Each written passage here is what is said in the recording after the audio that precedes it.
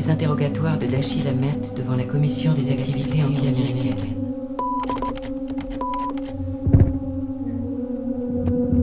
Dashiell Hammett devant ses juges. En 5 romans et plus d'une cinquantaine de nouvelles, l'auteur du Faucon maltais a modifié à jamais le paysage de la littérature policière en inventant ce que l'on appelle aujourd'hui le roman noir. Salué pour son univers réaliste et son style, tempo frénétique, utilisation de l'argot et dialogue incisif, Hammett ne fut pas seulement un grand écrivain, mais aussi un militant très actif aux côtés de la gauche américaine. Il s'engagea dès le milieu des années 30 dans tous les combats emblématiques de l'époque, de l'obtention des droits civiques pour les Noirs à la lutte contre le franquisme et le nazisme.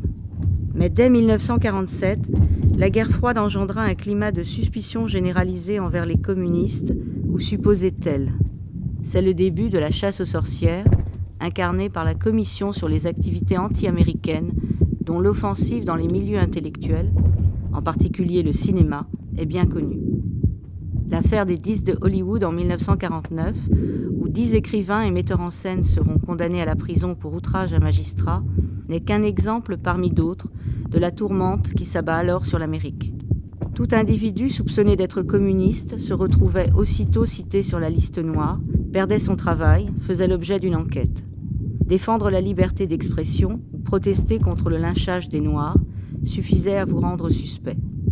En tant que président du Congrès des droits civiques de New York, organisation communiste très active, Hammett était forcément une personnalité exposée.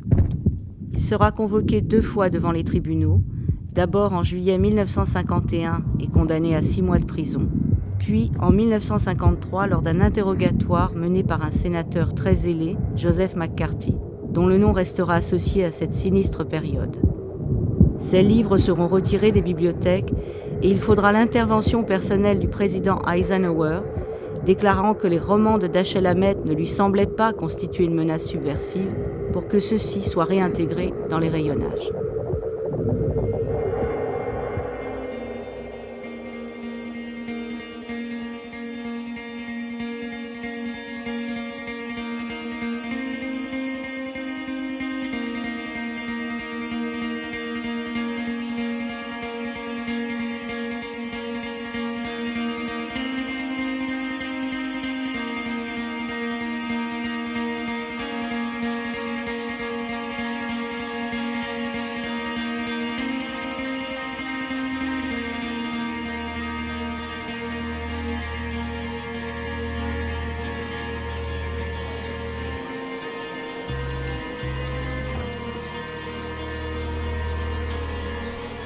Témoignage de Dashiell Hammett le 9 juillet 1951. Devant le juge Sylvester Ryan de la cour d'appel du Second District, New York. Audience de l'après-midi, 14h30. Bien, monsieur Hammett, veuillez à présent venir à la barre. Samuel Dashiell Hammett, convoqué comme témoin dûment assermenté, a témoigné comme suit. Maître Rabinovitz, vouliez-vous dire quelque chose ? Votre honneur, je voulais tout d'abord préciser que Maître Kaufmann et moi-même assisterons monsieur Hammett. Ensuite, je voudrais déposer ici une requête préliminaire pour infirmer la citation à comparaître, car cette citation à comparaître portera en tête la mention « États-Unis versus Hall ». Le document de cette citation à comparaître ne comporte pas de numéro de référence. Il m'a été impossible de retrouver trace de cette procédure et à ma connaissance, il n'existe aucune action en cours devant cette cour portant le nom « États-Unis versus Hall ». Le témoin est présent devant la cour va maintenant l'interroger, indépendamment de la validité de la citation à comparaître qui lui était destinée. La requête est rejetée. Monsieur Seppel, vous avez la parole. Monsieur Hammett. Oui, avant que vous ne commenciez, monsieur Hammett, et de manière que vous puissiez comprendre votre rôle ici, vous êtes convoqué en tant que témoin devant cette cour. Si au cours de votre interrogatoire, vous estimez nécessaire de prendre conseil auprès de vos avocats avant de répondre à une question, faites-en simplement la demande et cette possibilité vous sera accordée. La chose est-elle entendue ? Oui. Monsieur Hammett, est-il exact que vous êtes un des 5 administrateurs du fonds de cautionnement du Congrès des droits civiques ? Je refuse de répondre à cette question car la réponse pourrait me porter préjudice. Je fais valoir mes droits garantis par le 5e amendement. Monsieur Seppel, je crois que l'intitulé de ce fonds n'a pas été correctement énoncé lors de votre question. Je vous engage par conséquent à reformuler votre question. Bien. Monsieur Hammett, Je vous montre... Non. Reposez votre question une nouvelle fois de façon à ce que nous puissions obtenir une réponse. Est-il exact que vous êtes l'un des 5 administrateurs... Non, l'un des administrateurs. Êtes-vous l'un des administrateurs du fonds de cautionnement du Congrès des droits civiques de New York? Je refuse de répondre. Dois-je répéter les raisons invoquées pour ce refus? Oui. J'invoque mes droits garantis par le 5e amendement de la Constitution américaine et je refuse de répondre car la réponse peut me porter préjudice. Je vous ordonne de répondre à la question. Votre honneur, je refuse de répondre à la question pour les mêmes raisons. Pour les mêmes raisons que vous avez formulées? Oui. Bon, je vous présente comme preuve la pièce à conviction numéro 6. Le registre des procès-verbaux du fonds de cautionnement du Congrès des droits civiques de New York. Et j'attire particulièrement votre attention sur un compte-rendu en date du 14 novembre 1949, rédigé comme suit. Les administrateurs se sont mis d'accord pour déposer une caution d'un montant allant jusqu'à $1000 par personne, pour une période de 30 jours pour les 16 membres de la Fédération des syndicats maritimes grecs détenus à Ellis Island. Il a été noté qu'en date du 3 novembre 1949, une caution d'un montant global de $260 000 avait été déposée dans l'affaire des 11 dirigeants communistes condamnés en vertu du Smith Act. Cette mesure a été prise suite à ce qui avait été décidé par les administrateurs au cours de leur réunion du 22 juillet 1948, signé Frédéric V. Field. Je vous pose la question. Avez-vous vu ce registre des procès-verbaux auparavant? Je refuse de Vous répondre. êtes en train de montrer aux témoins la pièce à conviction numéro 6, c'est exact. Oui, votre honneur. Oui. Je refuse de répondre car la réponse peut me porter préjudice. Avez-vous examiné... S'il vous plaît, monsieur Sepol. Avez-vous examiné... S'il vous plaît, monsieur Sepol. Monsieur Hamet, je vous ordonne de répondre à la question. Je refuse de répondre à la question pour les mêmes motifs. Bien. Avant que vous ne déclariez votre refus de répondre, avez-vous examiné le document que je vous ai présenté?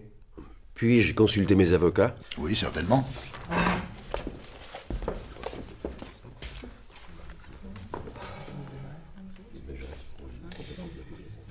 Puis-je demander que la question soit lue? Oui. Le procès-verbal pourra-t-il mentionner que le témoin a consulté ses avocats et est à présent revenu à la barre? Puis-je entendre cette question? Avant que vous ne déclariez votre refus de répondre, avez-vous examiné le document que je vous ai présenté? Pièce à conviction numéro 6, produite par le gouvernement. Oui. Bon, avez-vous examiné à présent le procès-verbal en date du 14 novembre 1949 auquel je fais référence? Je l'ai examiné. Et après l'avoir examiné, refusez-vous de répondre à la question à laquelle la Cour vous ordonne de répondre? Oui, je refuse de répondre. En référence à ce procès-verbal en date du 14 novembre 1949 que je vous ai lu, remarquez-vous la présence de plusieurs initiales dans la marge de gauche? 4, pour être précis. Oui. Les reconnaissez-vous? Je refuse de répondre à cela. Mais j'aimerais, avant de refuser de répondre, poser cette question. Est-ce que je les reconnais comme étant des initiales? Je dirais que oui. Reconnaissez-vous l'écriture des signataires? Je refuse de répondre car la réponse peut me porter préjudice. Je vous ordonne d'y répondre. Votre honneur, je refuse de répondre pour les raisons invoquées. Sans me dire si les premières initiales sont les vôtres ou celles de quelqu'un d'autre, vous paraissent-elles ressembler aux initiales DH? Elles le paraissent. S'agit-il de vos initiales? Je refuse de répondre à cette question. S'agit-il de votre écriture? Je refuse de répondre à cette question pour les raisons invoquées. Autrement dit, vous estimez que la réponse peut vous porter préjudice? Oui. Je vous ordonne de répondre à la question. Avec tout mon respect, je refuse de répondre pour les raisons invoquées. Je vais vous poser une question, monsieur Hamet. Est-ce bien là votre nom? C'est cela. Avez-vous, de quelque façon que ce soit, comploté, soutenu ou encouragé, organisé ou aidé à la mise en œuvre de la non-comparution de Robert J. Thompson, Gilbert Green, Gus Hall et Henry Winston, ou de l'une de ces personnes dans cette affaire depuis le début de l'action en justice intentée contre eux? Je refuse de répondre car la réponse peut me porter préjudice. Je vous ordonne de répondre. Je refuse de répondre pour les raisons déjà invoquées. Connaissez-vous Robert J. Thompson? Je refuse de répondre car la réponse peut me porter préjudice. Je vous ordonne de répondre. Je refuse de répondre pour les raisons invoquées. Avez-vous vu Robert J. Thompson depuis le jeudi 5 juillet? Je refuse de répondre car la réponse peut me porter préjudice. Je vous ordonne de répondre. Je refuse de répondre pour la même raison. Connaissez-vous Gilbert Green? Je refuse de répondre car la réponse pourrait me porter préjudice. Je vous ordonne de répondre. Je refuse de répondre pour les raisons invoquées. Avez-vous vu Gilbert Green depuis le jeudi 5 juillet? Je refuse de répondre car la réponse peut me porter préjudice. Connaissez-vous Gus Hall? Je refuse de répondre car la réponse peut me porter préjudice. Je vous ordonne de répondre. Je refuse de répondre pour les raisons invoquées. Avez-vous vu Gus Hall depuis le jeudi 5 juillet? Je refuse de répondre car la réponse peut me porter préjudice. Je vous ordonne de répondre. Je refuse de répondre pour les raisons invoquées. Connaissez-vous Henry Winston? Je refuse de répondre pour les raisons car c'est... Oui. Prenez votre temps, prenez votre temps. Une réponse peut me porter préjudice. Je vous ordonne de répondre. Je refuse de répondre pour les raisons invoquées. Avez-vous vu Henry Winston depuis le jeudi 5 juillet? Je refuse de répondre car la réponse peut me porter préjudice. Je vous ordonne de répondre. Je refuse de répondre. Monsieur Seppel, vous avez la parole. Quand étiez-vous à New York pour la dernière fois depuis lundi dernier, à savoir le 2 juillet? Il s'agit de la ville de New York, je le précise. La question était quand... Quand êtes-vous venu à New York pour la dernière fois depuis lundi 2 juillet? Le témoin a quitté la barre pour s'entretenir avec ses avocats et est ensuite retourné à la barre. Le procès-verbal peut-il mentionner le fait que le témoin est revenu dans le box après avoir pris conseil auprès de ses deux avocats? Pouvez-vous maintenant répondre à la question? Quand êtes-vous venu à New York pour la dernière fois depuis lundi 2 juillet? J'étais à New York de jeudi matin, vers 11h, jusqu'à vendredi après-midi, vers 16h, et de... à environ 13h hier jusqu'à maintenant. Vous voulez dire de jeudi 5 juillet jusqu'à... quand vous dites hier, il s'agit bien de dimanche 8 juillet. Oui. Avant ce jeudi 5 juillet, quand étiez-vous à New York pour la dernière fois? Autant que je m'en souvienne, je n'avais pas été à New York depuis, je crois, 2 semaines, moins un jour. Ça fera 2 semaines. Vendredi, 2 semaines plus tôt. Environ 13 jours. J'attire une nouvelle fois votre attention sur la pièce à conviction numéro 6. Voulez-vous, s'il vous plaît, examiner ce procès-verbal, le procès-verbal du Fonds de cautionnement du Congrès des droits civiques de New York, daté du 18 mai 1949, et rédigé comme suit. Les administrateurs ont étudié les différentes initiatives du Fonds de cautionnement de sa première réunion jusqu'à ce jour. Les administrateurs ont approuvé le 27 janvier 1948 le paiement à M. Hayes de $340 pour l'établissement de ce rapport. Les administrateurs ont également voté un paiement de $50 pour la location d'un coffre à la Amalgamated Bank. Signé George Marshall, secrétaire du Fonds de cautionnement du Congrès des droits civiques de New York. Monsieur Marshall était le prédécesseur de Monsieur Field, n'est-ce pas? Je refuse de répondre car la réponse pourrait me porter préjudice. Je vous ordonne de répondre. Je refuse de répondre pour les raisons que j'ai données. Cette réponse a été faite après la lecture à haute voix de ce document. Êtes-vous d'accord? Je suis d'accord. J'ai attiré votre attention sur la marge de gauche. Le côté gauche de la marge de cette résolution inscrite au procès-verbal daté du 18 mai 1949. Et là, vous voyez, n'est-ce pas, les initiales écrites à la main. Les premières paraissant être D.H. Je les vois. Est-ce que ces initiales sont vos initiales? Je refuse de répondre à cette question, car la réponse pourrait me porter préjudice. Je vous ordonne de répondre. Je refuse de répondre à cette question pour les raisons invoquées. Avez-vous apposé ces initiales? Je refuse de répondre. Avez-vous apposé les initiales D.H. Je refuse de répondre à cette question pour des raisons invoquées. Je vous ordonne de répondre. Je refuse de répondre. Savez-vous où se trouvent actuellement Robert J. Thompson, Gilbert Green, Gus Hall et Henry Winston, ou l'un d'eux? Je refuse de répondre car la réponse pourrait me porter préjudice. Je vous ordonne de répondre. Je refuse de répondre pour les raisons invoquées. Monsieur Hamet, une caution a été remise devant cette cour... 4 cautions ont été remises devant cette cour par le Fonds de cautionnement du Congrès des droits civiques de New York pour certifier la comparution ou garantir la comparution de ces 4 personnes dont je viens de vous citer les noms. Le témoignage devant cette cour indique que vous agissez en qualité d'un des administrateurs de ce fonds, que vous avez agi par le passé comme un des responsables et administrateurs de ce fonds. Quand ces hommes ont été libérés sous caution, ils ont été libérés sous la responsabilité des garants. Et puisque les garants sont membres d'une association sans structure légale, Cela signifie en réalité qu'ils ont été confiés à la garde de ceux qui dirigent et gèrent les affaires de ce fonds de cautionnement et qu'ils ont été confiés à la garde des administrateurs, et le témoignage déposé devant la Cour indique que vous étiez un de ces administrateurs. Et par votre refus de répondre, vous ne violez pas seulement la garantie dont vous êtes dépositaire et que vous avez volontairement assumée en agissant en qualité d'administrateur de ce fonds, mais vous entravez le bon déroulement de cette audience. Oui, non, j'estime que le recours à votre immunité n'a ni base juridique ni fondement réel. Si vous persistez dans votre refus de répondre aux questions qui vous sont posées, en particulier les questions relatives à l'endroit où se trouvent actuellement ces 4 hommes libérés grâce à des cautions remises par le fonds de cautionnement du Congrès des droits civiques de New York, il est dans l'intention de la Cour de traiter votre cas aussi sévèrement que la loi le permet. J'espère que vous ne nous obligerez pas à le faire. Bien, question suivante. Monsieur Hamet, j'attire votre attention sur ce document de la pièce à conviction numéro 6 rédigé comme suit. Procès-verbal du fonds de cautionnement du Congrès des droits civiques de New York du 26 septembre 1949. Les administrateurs ont décidé qu'il serait souhaitable d'avoir 2 administrateurs supplémentaires portant leur nombre à 5. Signé Frédéric Vayfield, secrétaire. J'attire votre attention sur la marge de gauche de ce document, où apparaissent des initiales manuscrites. Je vous demande s'il vous semble que les premières de ces initiales sont DH. Il semble que oui. Avez-vous écrit ces initiales?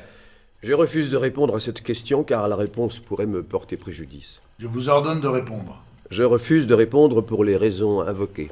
Savez-vous si le fonds de cautionnement du Congrès des droits civiques de New York avait un compte bancaire? Je refuse de répondre à cette question car la réponse pourrait me porter préjudice. Je vous ordonne de répondre. Je refuse de répondre pour les raisons invoquées. Savez-vous si le fonds de cautionnement du Congrès des droits civiques de New York avait un coffre à la banque? Je refuse de répondre à cette question car la réponse pourrait me porter préjudice. Je vous ordonne de répondre. Je refuse de répondre pour les raisons invoquées. Savez-vous si le fonds de cautionnement du Congrès des droits civiques de New York avait un carnet de quittance ou un registre qui tenait la liste des reçus? Je refuse de répondre à cette question car la réponse pourrait me porter préjudice. Je vous ordonne de répondre. Je refuse de répondre pour les raisons invoquées. Savez-vous où est actuellement rangé le carnet de quittance ou le registre d'enregistrement des reçus des cautions du Congrès des droits civiques de New York ou qui le détient? Je refuse de répondre car la réponse pourrait me porter préjudice. Je vous ordonne de répondre. Je refuse de répondre pour les raisons invoquées. Votre honneur, puis-je reprendre la parole? Oui, vous pouvez. Monsieur Hamet, je vous montre la pièce à conviction numéro 6. Un document rédigé comme suit, et je vous demanderai de le lire aussi. Compte rendu du fonds de cautionnement du Congrès des droits civiques de New York du 3 octobre 1949. Il a été établi que W. Alpheus Hutton et Abner Green ont accepté leur nomination à la fonction d'administrateur du fonds de cautionnement du Congrès des droits civiques de New York. Il a été par ailleurs établi qu'ils ont signé, tout comme les précédents administrateurs, Dashiell Hamet, Robert W. Dunn et Frédéric Vayfield, l'acte d'engagement en date du 26 septembre 1949. Ci-joint un exemplaire de l'acte d'engagement. Signé Frédéric Vayfield, secrétaire. J'attire maintenant votre attention sur le lot d'initiales sur la marge de gauche de la page, et je vous demande s'il vous semble que les initiales DH apparaissent bien à l'endroit que je viens d'indiquer. Il semble que oui, monsieur. Il s'agit bien d'initiales écrites à la main. Oui. Dashiell Hamet, est-ce que ce sont vos initiales? Je refuse de répondre à cette question car la réponse pourrait me porter préjudice. Je vous ordonne de répondre. Je refuse de répondre pour les raisons invoquées. Bien, monsieur Hamet, pour terminer, je vous montre un ensemble de 4 actes de caution dans les affaires Henry Winston, Robert Thompson, Gilbert Green et Gus Hall. Et je vous expose ces documents constituant la pièce à conviction numéro 1. Voulez-vous, s'il vous plaît, les examiner et dire à la Cour si oui ou non l'un de ces documents porte votre signature? Vous voulez d'abord une réponse sur l'ensemble? Vous pouvez les étudier un par un. Mais quel document montrez-vous au témoin? Je lui montre en ce moment les actes de caution dans l'affaire Henry Winston et j'attire plus particulièrement son attention sur ledit acte d'engagement qui est joint. Il s'agit de l'acte de caution qui a été confisqué par la Cour. Oui, si la Cour veut... Et la question est? Pouvez-vous vérifier si l'un de ces documents porte votre signature? Je vous montre également un document à la fois. Quand il a dit ces documents, mais j'ai cru que... Allons, je veux qu'il n'y ait aucune confusion. Regardez d'abord la caution remise au tribunal concernant cet homme, Henry Winston. Ces documents sont ceux que vous tenez actuellement à la main. Vous les reconnaissez? Je refuse de répondre. Avant toute chose, reconnaissez-vous ces documents comme étant ceux de la caution remise au tribunal concernant Henry Winston? Ou comme des documents de caution? Oui. Bon. Pouvez-vous voir si l'un de ces documents, en particulier l'acte d'engagement joint à cet ensemble de documents, porte votre signature? Je refuse de répondre car la réponse peut me porter préjudice. Je vous ordonne de répondre. Je refuse de répondre pour les raisons invoquées. Bon. Veuillez porter une attention particulière à ce qui semble être une mention écrite à la main, ici sur la page... quel numéro de page? Page numéro 2 du document joint intitulé « Accord et acte d'engagement ». Ah voilà. Veuillez porter une attention particulière à la signature qui semble être ou se présente comme étant l'écriture d'un Dashiell Hammett. Voulez-vous bien la regarder? Je refuse de répondre car... Allons, voulez-vous bien la regarder? Vous ne refusez pas de la regarder, n'est-ce pas, monsieur Hammett? Non, votre honneur. Bon, l'avez-vous regardée? Oui, votre honneur. Avez-vous remarqué une certaine écriture qui se présente comme étant une signature de Dashiell Hammett? Oui. C'est votre signature? Je refuse de répondre car la réponse pourrait me porter préjudice. Je vous ordonne de répondre. Je refuse de répondre pour les raisons invoquées. Veuillez maintenant prendre le document suivant. Votre honneur, juste une seconde, si je puis me permettre. Monsieur Hammett, je me réfère de nouveau à ce procès-verbal en date du 3 octobre 1949 et j'attire votre attention sur la phrase rédigée comme suit. Un exemplaire du nouvel acte d'engagement du fonds de cautionnement est joint. Est-ce que l'acte d'engagement joint à la demande de caution de Henry Winston est celui auquel il est fait référence dans ce procès-verbal? Je refuse de répondre car la réponse pourrait me porter préjudice. Votre honneur souhaite-t-elle intervenir? Non, pas sur ce point, la cause est entendue. Je vous montre un ensemble de documents faisant partie de la pièce à conviction numéro 1, comprenant les papiers de caution dans l'affaire du fugitif Robert Thompson. Et j'attire tout particulièrement votre attention sur le document intitulé « Accord et acte d'engagement », seconde page de celui-ci. Et je vous demande de l'examiner, et l'ayant fait, de nous dire si oui ou non, il porte votre signature Dashiell Hammett. S'agit-il ou non d'un photostat de votre signature? Je refuse de répondre car la réponse pourrait me porter préjudice. Je vous ordonne de répondre. Je refuse de répondre pour les raisons invoquées. Vous continuez à refuser? Oui. De même, je vous montre un ensemble de documents dans l'affaire du fugitif Gus Hall, faisant partie de la pièce à conviction numéro 1. Et j'attire votre attention sur les documents intitulés « Accord et acte d'engagement », seconde page de ceux-ci. Et je vous demande si apparaît là le photostat de votre signature Dashiell Hammett. Je refuse de répondre car la réponse peut me porter préjudice. Je vous ordonne de répondre. Je refuse de répondre pour les raisons invoquées. Dans chacun de ces 4 ensembles de documents que je vous ai soumis, je vous ai montré, dans les papiers relatifs à l'affaire du fugitif Gus Hall, un fac-similé de ce qui apparaît dans les autres ensembles et qui est décrit comme un certificat de dépôt du fonds de cautionnement du Congrès des droits civiques de New York. Et j'attire tout particulièrement votre attention sur le bas de la marge de gauche, où figure la mention suivante, les administrateurs. Il y a donc là un groupe de 6 noms, le premier d'entre eux étant Dashiell Hammett, président.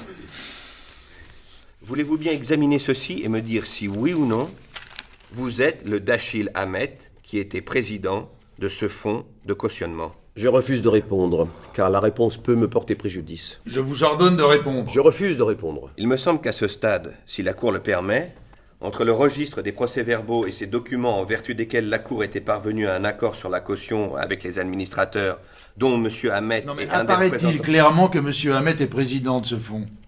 Cela est indiqué de la sorte sur ce certificat de dépôt et sur la base de la mention apportée jusqu'à présent par la pièce à conviction numéro 6, à savoir le registre des procès-verbaux indiquant la participation de Dashiell Hammett aux activités de ce fonds.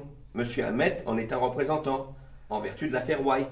Ces réponses ne sont donc pas acceptables et je demande à présent à M. Hammett s'il connaît bien les procédures de ce fonds, en particulier la tenue du registre des reçus sous la forme de souches qui sont normalement attachées à chaque certificat de dépôt de caution et conservées par le fonds à l'évidence comme trace des reçus qui ont été émis. Donc, connaissez-vous bien ces procédures, M. Hammett? Je refuse de répondre car la réponse peut me porter préjudice. Je vous ordonne de répondre. Je refuse de répondre. M. Hammett, la Cour souhaite ici obtenir pour examen les registres du fonds de cautionnement du Congrès des droits civiques de New York, dont vous êtes un des administrateurs et le président. notamment ces registres qui répertorient les sommes déposées et les origines de ces dépôts. Et je vous demande si vous êtes disposé à produire ces documents. Je refuse de répondre à cette question car la réponse peut me porter préjudice. J'en déduis donc que vous n'êtes pas disposé à le faire. Est-ce une question? Eh bien, je vous demande si vous êtes disposé ou non à le faire. Je refuse de répondre à cette question car la réponse peut me porter préjudice. Je vous ordonne de répondre. Je refuse de répondre pour les raisons invoquées. Bon, est-ce à la question que vous refusez de répondre ou bien s'agit-il des documents que vous refusez de nous fournir en vertu du principe selon lequel cela pourrait vous porter préjudice? Mais j'essaye d'être clair. Je ne sais pas si le témoin se refuse à répondre à la question ou se refuse à produire les registres. Manifestement, le témoin a compris la question. Cependant, il est invité à y répondre.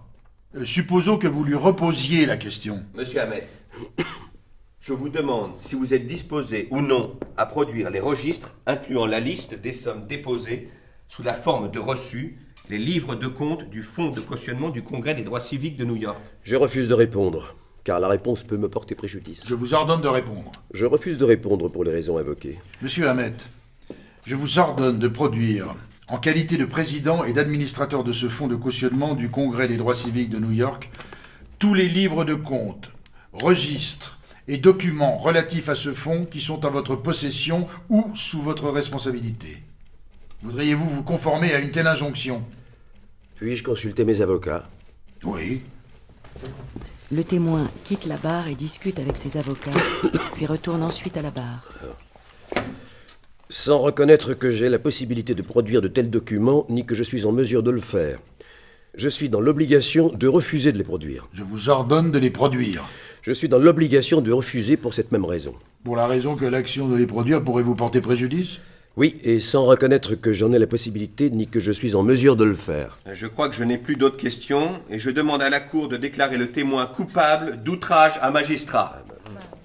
Maître Rabinovitz et vous, Maître Kaufmann, je vous donnerai une occasion, si vous souhaitez en profiter, de poser à ce témoin toute question que vous jugez susceptible d'aider la Cour à statuer sur le bien fondé de cette déclaration du témoin qu'il a opposée aux différentes questions et injonctions qui lui ont été soumises et faites. Maître Rabinovitz, souhaitez-vous poser une question à ce témoin?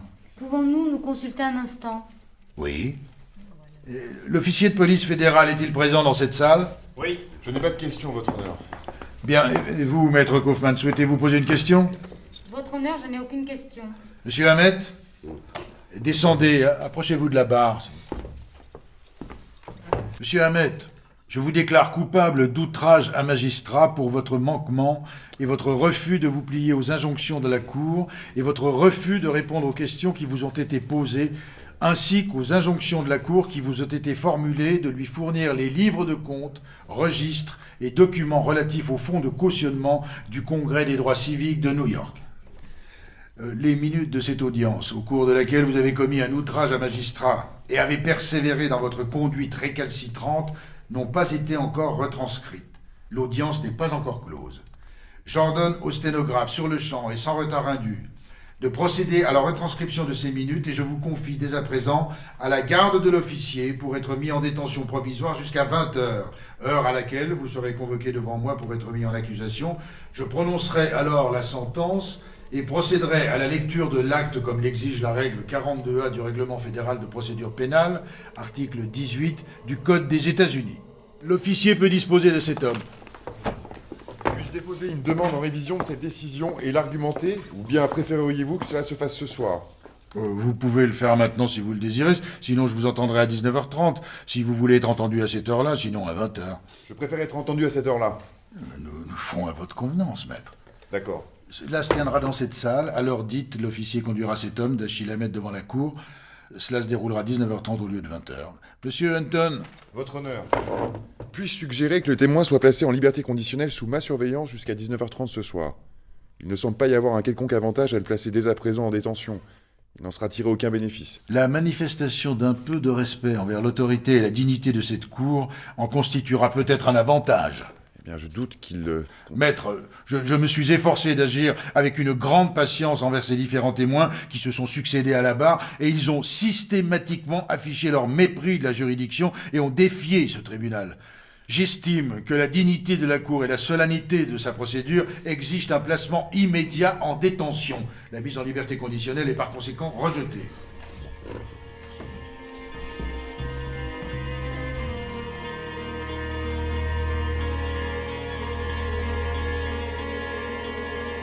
Audience de 19h30.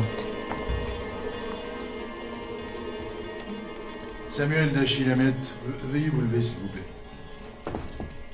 Samuel Dachilamet, je vous déclare coupable d'outrage à magistrat, suite à votre refus de répondre aux questions, de produire ou fournir les preuves de l'endroit où se trouvent certains livres de comptes, registres et documents en votre possession ou sous votre responsabilité, relatifs au fonds de cautionnement du Congrès des droits civiques de New York, et plus spécifiquement comme il l'est exposé dans l'acte que j'ai rédigé et que je m'apprête à signer selon les dispositions de la règle 42A du Règlement fédéral de procédure pénale, et je signe l'acte.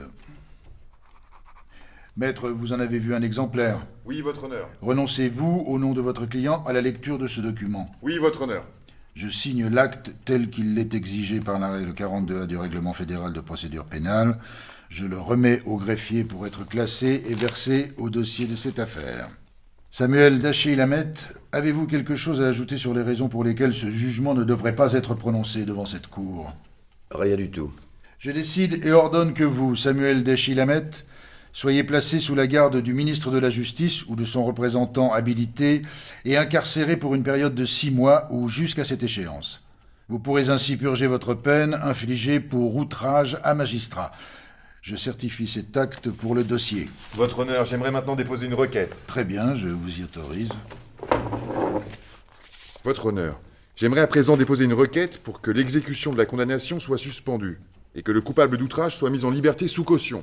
Caution à laquelle votre honneur fixera un montant raisonnable. Je n'ignore pas que des requêtes similaires ont été déposées dans les 2 autres affaires, que votre honneur les a refusées, et que le motif de refus était qu'y accéder constituerait une acceptation de la part de votre honneur.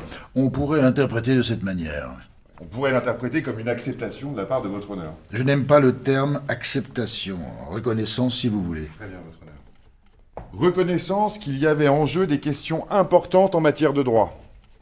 J'affirme, votre honneur, qu'il y a dans cette affaire, peut-être plus que dans les autres, de très importantes questions de droit, et qu'il serait d'une injustice flagrante que ce coupable d'outrage à magistrat soit placé en détention, en instance d'un appel qui, dans l'ordre des choses, ne pourra être entendu avant l'automne, alors qu'il y a là certainement des questions juridiques importantes. N'était-ce la décision de votre honneur, je dirais que ces questions ne sont pas seulement importantes, mais qu'elles sont toutes du côté de l'accusé. Mais il semble que j'ai tort à cet égard. Je crois que votre plaidoirie obscurcit votre jugement. Eh bien, je ne crois pas que ce soit toujours le cas. Parfois, il s'avère que j'ai raison. Pas toujours, mais cela arrive souvent aux avocats. Bon, peut-être que cela arrive et peut-être pas. Seul l'avenir le dira. De toute façon, dans cette affaire, votre honneur, je plaide qu'il y a là une question très importante. Et par conséquent, il serait pertinent de la part de votre honneur de procéder à une annulation. Votre requête est rejetée. Je ne vois aucune raison pour laquelle l'affaire de cet homme devrait être traitée différemment de celle des autres. En fait, maître, j'étais au départ plutôt d'avis de le condamner à une plus lourde peine, car il avait vu l'exemple de ce qui était arrivé à Field, et il savait ce qui allait arriver. Et il avait des raisons de penser qu'une peine serait infligée à son co-administrateur, Hunton. Et parce qu'il occupe une position prépondérante, pas seulement celle d'un administrateur, mais il occupe la position prépondérante de président de ce fonds, et de plus. J'estime que cette revendication de privilège de se retrancher derrière le 5e amendement était particulièrement indue et injustifiée, que ce soit légalement ou dans les faits, parce qu'il avait soumis un document devant ce tribunal, au moment où la caution a été acceptée, dans lequel il se définissait comme étant un administrateur de ce fonds. À la barre, il a refusé, s'appuyant sur cette revendication de privilège, de reconnaître ou de déclarer qu'il était un administrateur de ce fonds.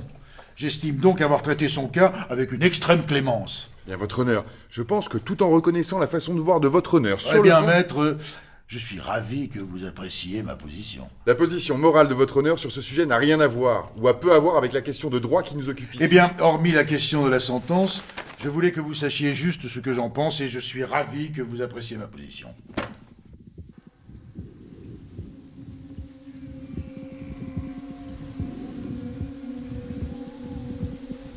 Juillet 1951. À l'issue du procès, Dachilamet est incarcéré.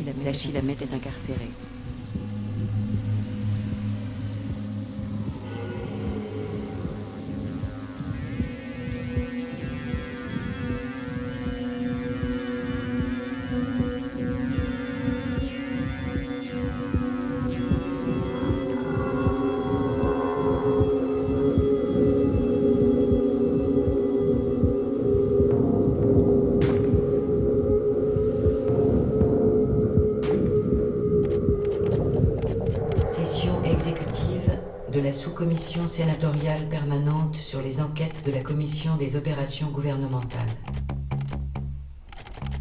La sous-commission s'est réunie conformément à la résolution du Sénat numéro 40 du 30 janvier 1953 à 14h, salle 357, dans les bureaux du Sénat, sous la présidence du sénateur républicain Karl Mundt. Étaient notamment présents un sénateur démocrate, John McClellan, et Roy Cohn, premier substitut. Audience du mardi 24 mars 1953. Témoignage à huis clos avant la déposition officielle et publique qui se tiendra 2 jours plus tard. L'audience est ouverte.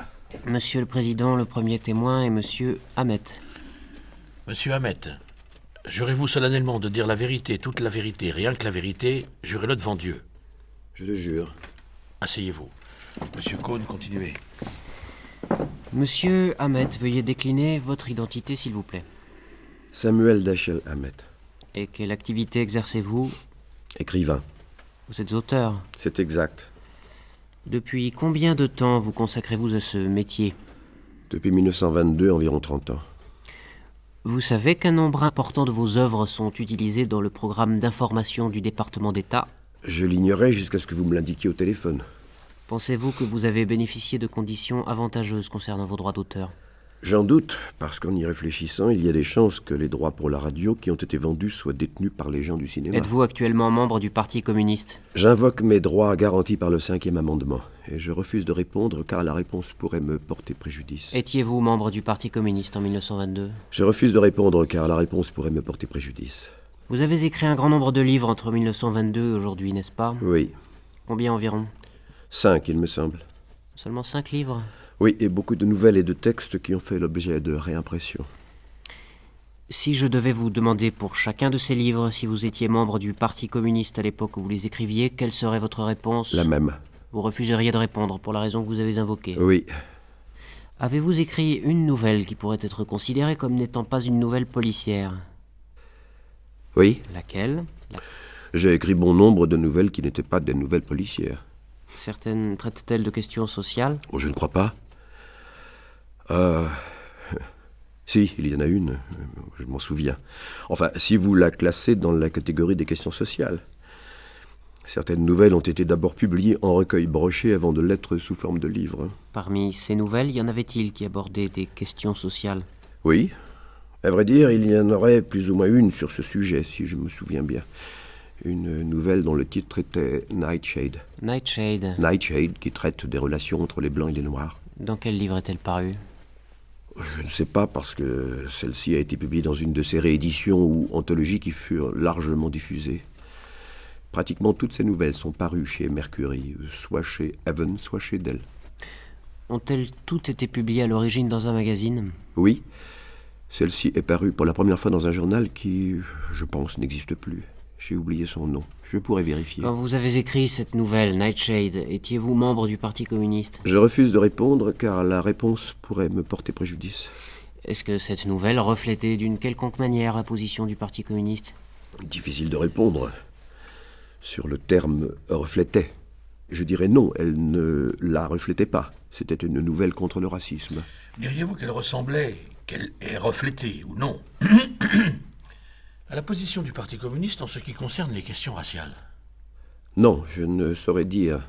Je pourrais répondre à cette question si tant est que vous la posiez simplement sous la forme de « est-ce qu'elle la reflétait d'une quelconque façon plus que, disons, la position d'autres partis politiques ?» Je serais alors obligé de dire non. Je crois qu'en vérité, elle ne reflétait cette idée ni consciemment ni exclusivement. Ni consciemment ni exclusivement, avez-vous déjà eu des contacts avec le comité des publications du Parti communiste? Non. Vous n'avez eu aucun contact? Non. Connaissez-vous des membres du comité des publications du Parti communiste? Il faudrait m'en citer. Connaissez-vous Alexander Trachtenberg? Je dois y réfléchir. Je crois que je refuse de répondre à cette question car la réponse pourrait me porter préjudice. Connaissez-vous Louis F. Budens? Non. Connaissiez-vous Alexander Bittelman? Je crois. Ou plutôt, j'ai l'impression qu'il était dans la prison de West Street en même temps que moi. Où ça? En prison? Oui. J'ai purgé 6 mois suite à l'affaire du fonds de cautionnement. 5 mois, car j'ai bénéficié d'un mois de réduction de peine pour bonne conduite. Il s'agissait d'une condamnation pour outrage à magistrat. C'était en rapport avec l'affaire du fonds de cautionnement. Oui, après que les communistes se sont soustraits à leur obligation de comparaître devant le tribunal, les 3 administrateurs, y compris M. Hamet, ont été convoqués et ont refusé de répondre aux questions sur l'endroit où se trouvaient ces fugitifs. Et ils ont refusé de produire les livres de compte du fonds de cautionnement et ils ont été condamnés à des peines de prison. Est-ce un compte-rendu des faits assez fidèle? Assez. Bittelman était-il incarcéré pour la même raison? Ce qui s'est passé, c'est que la caution a été révoquée. Et puisqu'il y avait un groupe de prétendus communistes en liberté sous caution avancée par le fonds de cautionnement jusqu'à ce que celle-ci soit rejetée, ils sont restés en liberté le temps de réunir l'argent de la caution à partir d'autres financements. Touchez-vous des droits d'auteur de la vente de vos livres? Oui. En d'autres termes, quand un exemplaire de votre livre est vendu, vous touchez des droits d'auteur? Oui. À combien s'élèvent d'habitude les droits d'auteur? Je ne sais pas. Je crois que les miens s'élèvent à 15%. Les contrats des éditeurs prévoient qu'ils démarrent à 10% et ils ont une clause stipulant que si les ventes dépassent un certain seuil, le pourcentage augmente. Je crois que le mien est un taux fixe à 15%, mais je n'en suis pas certain. Avez-vous déjà versé de l'argent au Parti communiste? Je refuse de répondre car la réponse pourrait me porter préjudice. Avez-vous d'autres revenus en dehors de ceux provenant de vos écrits? Non. Il y a eu une époque où c'était le cas. Actuellement, non. Y a-t-il eu des sommes d'argent provenant de vos droits d'auteur sur les ventes de ces livres qui ont servi à financer le Parti communiste? J'invoque mes droits garantis par le 5e amendement et je refuse de répondre car la réponse pourrait me porter préjudice. Monsieur le Président, je crois que je n'ai plus rien à demander à Monsieur Hamet. Vous pourriez indiquer pour le procès-verbal à quelle échelle le département d'État a acquis ces livres et comment il les a diffusés dans les bibliothèques d'information installées à l'étranger? À grande échelle. Nous aurons les chiffres exacts demain matin, mais je dirais que le nombre d'exemplaires en circulation se chiffre par centaines. D'autres questions? Sinon, vous pouvez vous retirer. Monsieur Hamet, nous souhaiterions vous voir demain matin en audience publique, comme je vous l'ai expliqué. Pourriez-vous être présent demain matin? Je peux l'être. Demain matin, dans cette salle, à 10h15. Merci. J'en ai terminé pour aujourd'hui? C'est fini en ce qui vous concerne, jusqu'à demain matin, 10h15. Monsieur Hamet, j'aimerais vous poser une dernière question.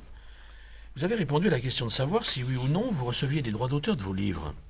Je crois que vous avez précédemment déclaré que certains de vos textes ou de vos nouvelles, certains de vos livres avaient été achetés par le cinéma. Est-ce exact? Oui. Percevez-vous également des droits d'auteur de cette source? Non. J'ai dit cela à propos de la radio. Avec le cinéma, en règle générale, mes livres l'ont tous été. Enfin, mes 4 livres vendus au cinéma l'ont tous été, intégralement. Mais il existe, comme je l'ai dit, une clause sur la partie concernant les droits radiophoniques. Oh, il faudrait que je relise mes contrats. Mais les sociétés de production cinématographique avaient inclus une clause qui leur assurait également les droits radiophoniques. Dois-je comprendre que l'industrie du cinéma ne vous paye rien pour votre travail? Non. Ils achètent les droits cinéma. Ça dépend des sociétés. Cependant, les droits de diffusion à la télévision font l'objet d'un litige parce que cette question n'avait pas été soulevée jusqu'à présent. Mais les contrats couvraient les droits radio. En d'autres termes, chaque fois qu'ils ont réalisé un film à partir d'un de vos livres ou d'une de vos nouvelles, ils vous ont établi un contrat et vous ont payé une bonne fois pour toutes vos droits cinéma. C'est exact. L'autre clause, ils l'ont incluse parce qu'ils n'avaient aucune intention de vendre les droits radiophoniques. Car à cette époque, on voyait la radio comme concurrente du cinéma. Pas question donc de les adapter en même temps à la radio, en feuilleton. Bien, je vous remercie. Merci.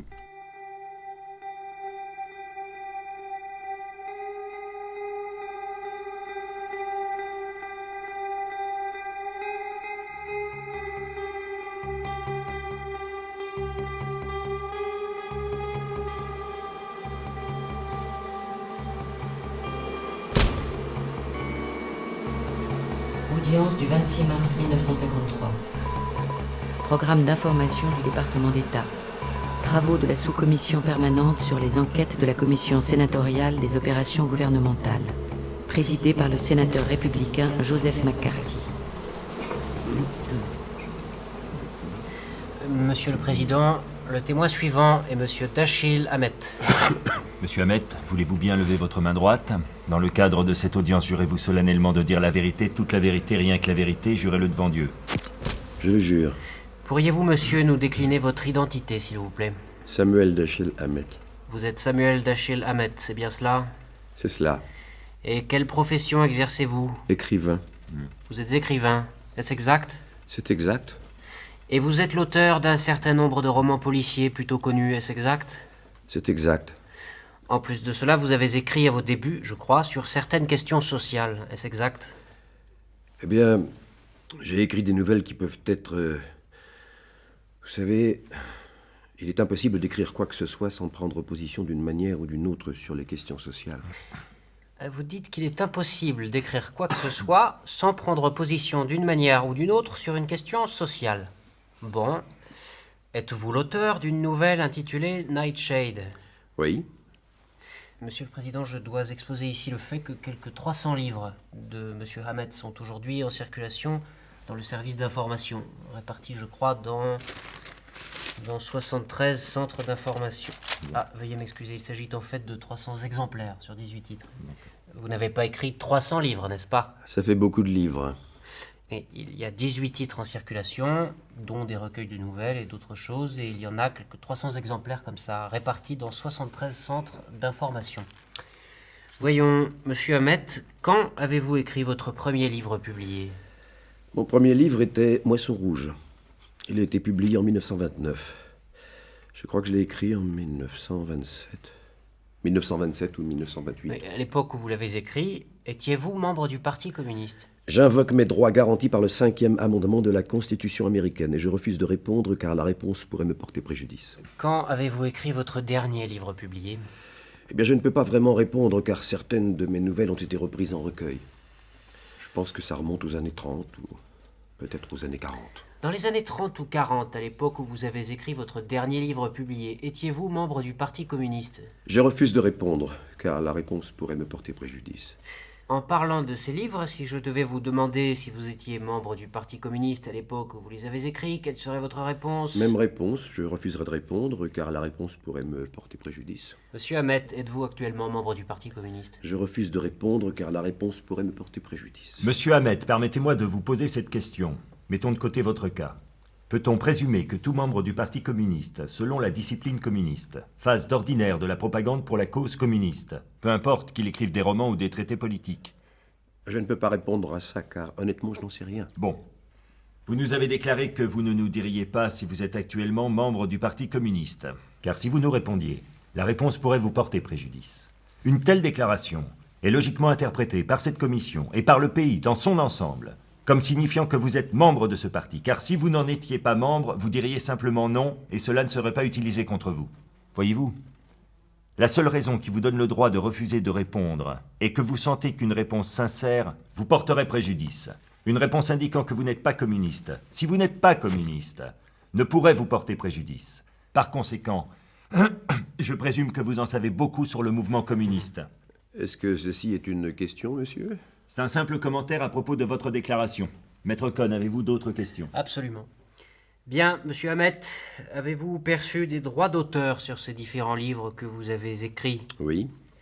Et je présume que si le département d'État a acheté 300 livres, ou je ne sais trop combien, vous recevez des droits d'auteur. C'est fort probable.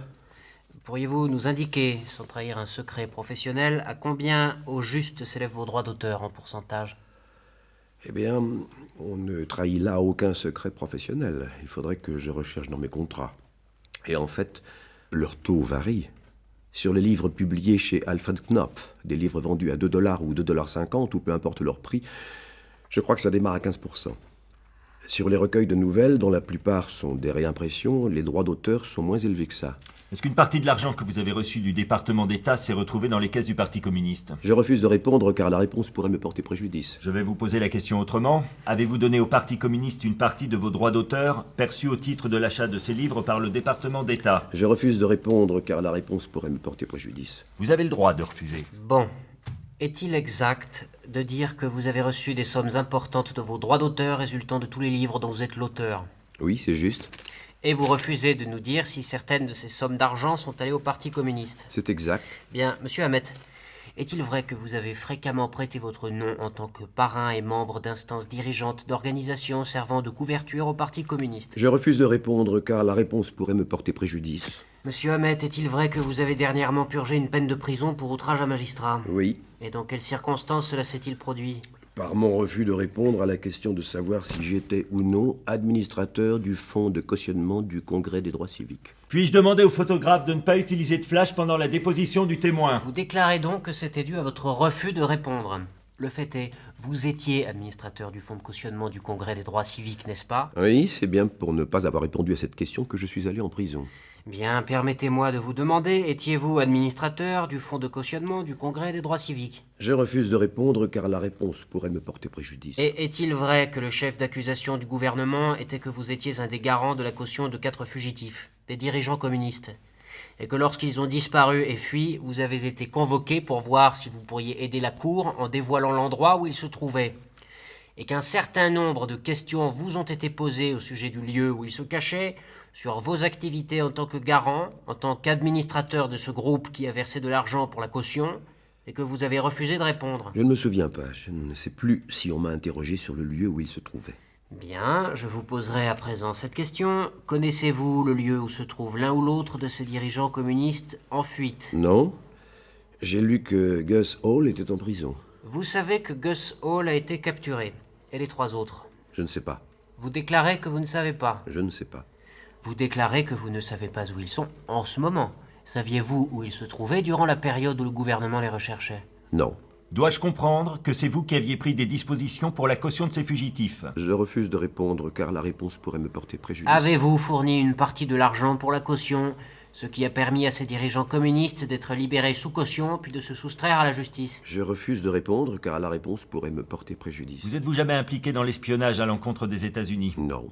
Vous êtes-vous jamais impliqué dans des opérations de sabotage? Non, monsieur. Croyez-vous que le système communiste soit meilleur que le système pratiqué dans ce pays? Je ne peux pas répondre à cette question parce que je ne comprends vraiment pas ce qu'elle signifie. Est-ce que le système communiste est meilleur que le système pratiqué dans ce pays? Croyez-vous que le communisme tel qu'il est pratiqué en Russie d'aujourd'hui est supérieur à notre forme de gouvernement? Eh bien, indépendamment de ce que je pourrais penser du communisme dans la Russie d'aujourd'hui, il est peu vraisemblable, vous savez, qu'il y ait un seul système. Un qui soit meilleur pour un pays et un qui soit meilleur pour un autre. Je ne crois pas que le communisme russe soit meilleur pour les États-Unis, pas plus que je ne croirais qu'une certaine forme d'impérialisme soit meilleure pour les États-Unis. Vous semblez établir une distinction entre le communisme russe et le communisme américain. Bien que je n'y vois aucune différence, je présumerais qu'il en existe une, pour les fins de l'interrogatoire. Pensez-vous que le communisme américain serait un bon système à mettre en œuvre dans ce pays? Je me vois dans l'obligation de refuser de répondre à cela, car la réponse pourrait me porter préjudice. Car, je veux dire, on ne peut y répondre ni par oui, ni par non. Vous ne pourriez répondre ni par oui, ni par non à la question de savoir si vous pensez que le communisme est supérieur à notre forme de gouvernement? Voyez-vous, je ne comprends pas. La théorie communiste n'est pas une forme de gouvernement. Vous savez, il n'y a pas de gouvernement. Et en fait, je ne sais pas, et je ne le pourrais pas sans... Mais en fin de compte, j'ai peur de ne pas pouvoir y apporter une réponse sûre et certaine. Favoriseriez-vous l'adoption du communisme dans ce pays? Vous voulez dire maintenant? Oui. Non. Vous ne le feriez pas? D'une part, cela me semblerait peu envisageable si la plupart des gens n'en voulaient pas. Étiez-vous favorable au système communiste à l'époque où vous écriviez ces livres? Je refuse de répondre car la réponse pourrait me porter préjudice. Sénateur McClellan, aviez-vous une question à poser? Oui, monsieur. Vous refusez de répondre à nombre de questions, vous abritant derrière les dispositions du 5e amendement de la Constitution, parce que vous avez peur que les réponses puissent vous porter préjudice si vous répondiez aux questions. Êtes-vous sincère et honnête en affirmant cela sous serment? Très sincère, monsieur. J'ai véritablement peur que les réponses me portent préjudice ou puissent me porter préjudice. Puisque vous dites que vous avez peur, ne sentez-vous pas que votre refus de répondre vous rend vous-même délibérément coupable aux yeux de l'opinion publique? N'êtes-vous pas délibérément en train de vous rendre coupable aux yeux de l'opinion publique en vous abritant derrière le 5e amendement de la Constitution? Ne le comprenez-vous donc pas? Je ne crois pas qu'il en soit ainsi, monsieur. Et si ça l'était, malheureusement, ou heureusement pour moi dans ces circonstances, ce n'est pas l'opinion publique qui m'a envoyé 6 mois en prison. C'est la violation de la loi qui vous a envoyé en prison, qui vous a valu d'être arrêté.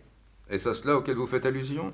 L'opinion publique, par opposition au fait d'être arrêté, est-ce cela que vous essayez de nous dire? Non, monsieur. Je ne voulais pas mal interpréter vos paroles. Je pensais que peut-être l'opinion publique, ou du moins juste l'opinion judiciaire, avait quelque chose à voir avec votre emprisonnement. Ce n'était pas un acte volontaire, n'est-ce pas? D'aller en prison? Oui. Non, monsieur. Ma foi, l'opinion publique a dû avoir quelque chose à y voir, ou du moins l'opinion judiciaire. Je ne veux pas me méprendre sur qui que ce soit. Je ne crois pas que l'opinion le souhaite. Nous voulons vous garantir toute possibilité d'être honnête vis-à-vis de la commission. D'être honnête vis-à-vis de vous-même. D'être fidèle à votre pays, si votre pays représente quelque chose pour vous. Et j'aimerais vous poser la question suivante. Cette commission et l'opinion en général serait-elle dans l'erreur si elle se forgeait un avis à partir de vos réponses, ou plutôt de votre absence de réponse, à des questions importantes et à partir de votre comportement à la barre des témoins, et qu'elles en concluaient que vous êtes communiste, que vous avez été communiste, et que vous continuez à suivre et à défendre la philosophie communiste?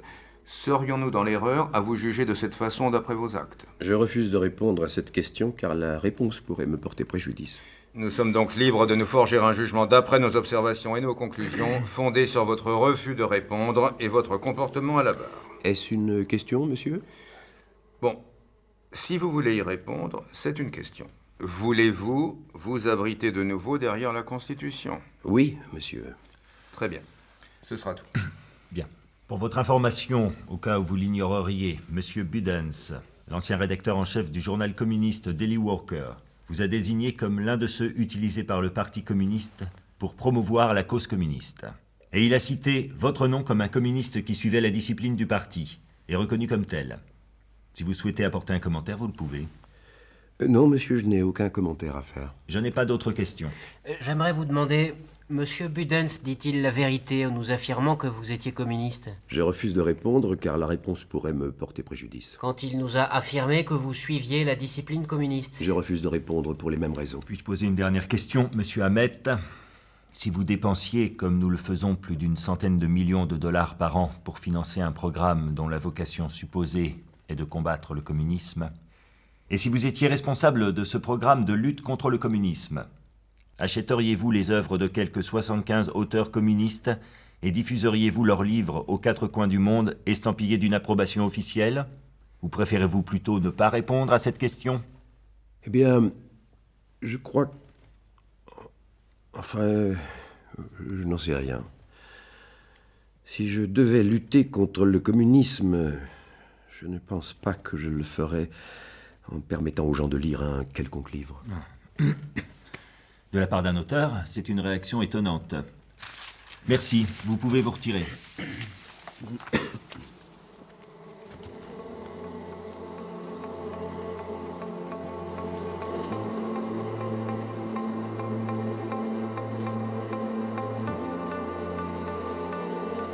Interrogatoire. Les minutes des interrogatoires de Dashiell Hamet devant la commission des activités anti-américaines. Dashiell Hamet, Alain Libolt. avocat Victor Rabinovitz, Avocat Victor Rabinovitz, Augustin Legrand. juge Sylvester Ryan, Alain Rimond. procureur Irving Sepol, Quentin Bayot. Avocate Mary Kaufmann, Guylaine Londez. Officier de police fédéral, Grégory Kidel. Greffier, Jérémy Boireau. Sénateur Karl Mundt, Patrice Bornand. Premier substitut, Roy Cohn, Benjamin Habitant. Sénateur Joseph McCarthy, Cyril Botorel. Sénateur John McClellan, Philippe Magnan. Et avec les voix de Marina Moncade et Nathalie Benat. Bruitage, Bertrand Amiel. Prise de son et mixage, Philippe Bredin. Montage, Régis Nicolas. Assistante à la réalisation, Marie Dupuis. Réalisation, Cédric Aussire. Interrogatoire de Dashiell Hamet est traduit par Nathalie Benat et publié aux éditions Alia.